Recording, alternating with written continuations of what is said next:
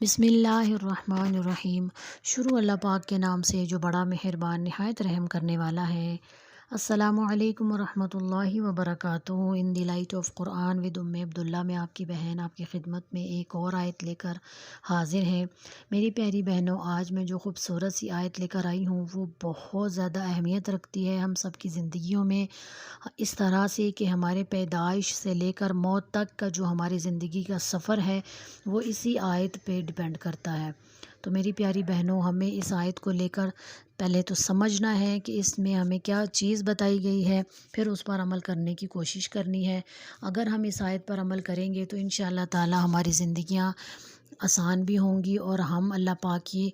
آگے جا کے جب سوال و جواب ہوں گے تو وہاں شرمندہ نہیں ہوں گے۔ اور اگر ہماری زندگی اس کے برعکس ہے جو اس آیت میں بتایا گیا ہے،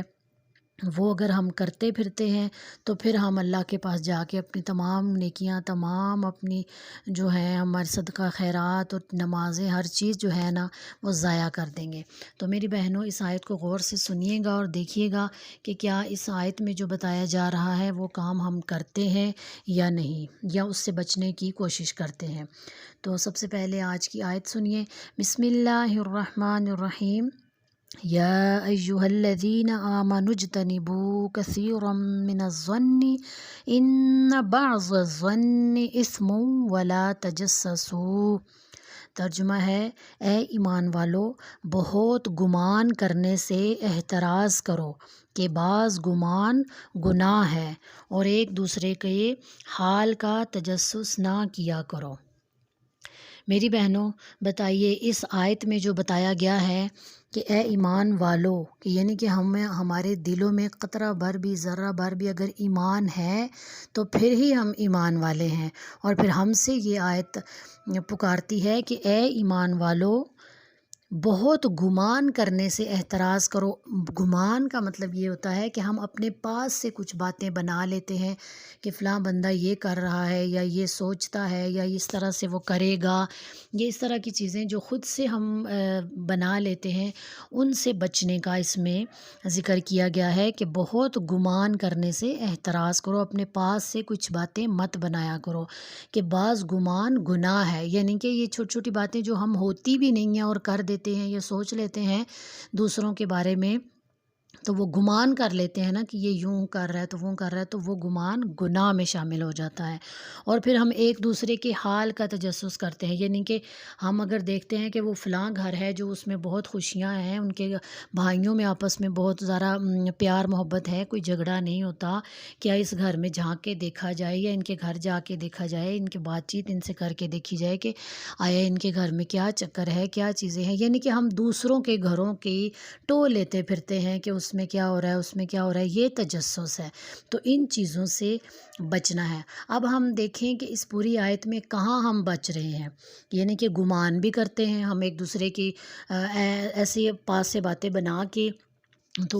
گناہ میں بھی شامل ہو رہے ہیں۔ پھر اس کے بعد ہم تجسس بھی رکھتے ہیں کہ کس گھر میں کیا ہو رہا ہے، کیا نہیں ہو رہا۔ تو یہ کہنے میں بہت آسان الفاظ ہیں، بہت آسان سی یہ سمجھی جا رہی ہے آیت، لیکن یہ آیت بہت زیادہ اہمیت کی حامل ہے۔ اسی آیت کو لے کر بہنوں میں آپ کو ایک چھوٹی سی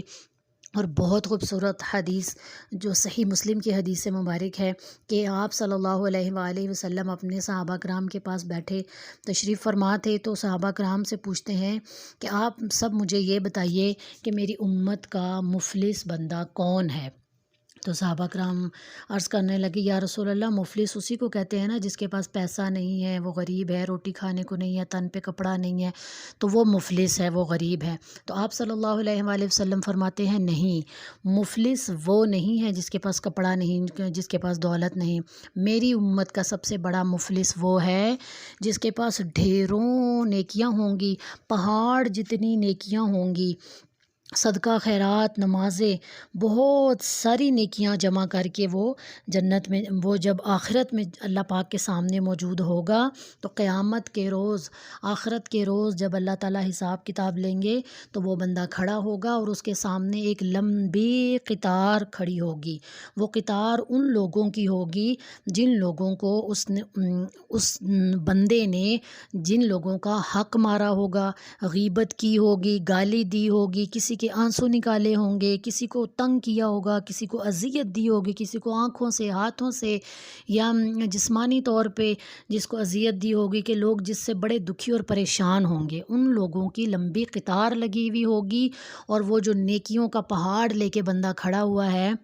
وہ ان کا حساب کتاب دے رہا ہوگا۔ تو اللہ فرمائیں گے کہ ایسا کرو کہ یہ جو اس کی نیکیاں ہیں یہ ایک ایک کر کے ان لوگوں کے زمرے میں ڈال دو، ان لوگوں کے حصے میں ڈال دو جو لمبی قطار لگائے کھڑے ہیں۔ تو اس بندے کی ایک ایک نیکی ان سب لوگوں میں بانٹ دی جائے گی، آخر کار کہ اس کی نیکیاں، اس کے صدقہ خیرات، ہر چیز ختم ہو جائے گی، لیکن وہ لمبی قطار ابھی ختم نہیں ہوگی۔ تو پھر اللہ پاک فرشتوں سے فرمائیں گے کہ اب اس کا علاج یہ ہے کہ اب وہ جو لوگ، وہ فرشتے جب پوچھیں گے یا اللہ اب ہم کیسے انصاف کریں کہ اب اس کی نیکیاں بھی ختم ہو چکی ہیں اور اس کے ابھی جو جس کی غیبت کی ہے، جس کا دل دکھایا ہے، ان لوگوں کی لائن ابھی تک لگی ہوئی ہے۔ تو اللہ پاک ارشاد فرمائیں گے ان سب کے گناہ لے کر اس بندے کے حصے میں ڈال دو اور اس کو گھسیٹتے ہوئے دوزخ میں لے جاؤ، اور وہ جو ہیں ان کو جنت میں لے جاؤ، جن کا انہوں نے دل دکھایا اور جو اس کی لمبی قطار میں کھڑے ہیں ان سب کو جنت میں لے جاؤ اور اس کو دوزخ میں ڈال دو۔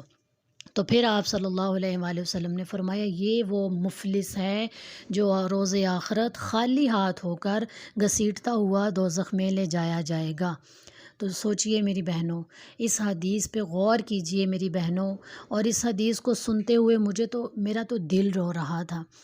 یقین جانیے آج ہمارے پاس کچھ بھی نہیں ہے، ہمارے ہاتھ خالی ہیں۔ آج سے میری بہنوں تہیہ کر لیجئے کہ یا الہی جس کا ہم نے دل دکھایا ہے، اذیت دی ہے، تو ہمیں معاف فرما دے، اور خود بھی آپ ان لوگوں سے معافی مانگیے جن کا آپ کو پتہ ہے کہ ان لوگوں کو ہم نے دکھایا ہے، ان کو ہم نے اذیت دی ہے، یا ان سے ہمارا اس طرح کا کوئی تعلق رہا ہے